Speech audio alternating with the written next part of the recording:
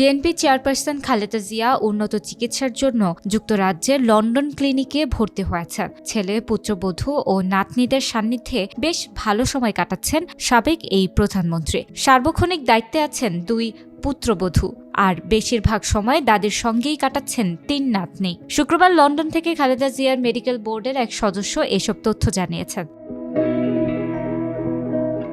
শুক্রবার লন্ডন থেকে খালেদা জিয়ার মেডিকেল বোর্ডের এক সদস্য জানান, কয়েকটি রিপোর্ট আসার পর পর্যালোচনা করে চিকিৎসকরা ওষুধ প্রয়োগ করছেন এবং অন্যান্য রিপোর্ট পাওয়ার পর মেডিকেল বোর্ড বসে লিভার প্রতিস্থাপনের বিষয়ে সিদ্ধান্ত নেবে। যুক্তরাষ্ট্রে নেওয়া হবে কিনা প্রশ্নে মেডিকেল বোর্ডের ওই সদস্য বলেন, লন্ডন ক্লিনিকে খুবই উন্নত মানের চিকিৎসা হয়, মনে হয় না ম্যাডামকে অন্য কোথাও নেওয়ার প্রয়োজন পড়বে, তবে বোর্ড সিদ্ধান্ত দিলে ব্যবস্থা নেওয়া হবে। পারিবারিক সূত্র জানায়, ডক্টর জুবাইদা রহমান ও শর্মিলা রহমান প্রয়াত কোকোর স্ত্রী সার্বক্ষণিক শাশুড়ির যত্ন নিচ্ছেন। চিকিৎসকদের পরামর্শ অনুযায়ী ডক্টর জুবাইদা রহমান বাসা থেকে রান্না করে খাবার শাশুড়িকে খাওয়াচ্ছেন।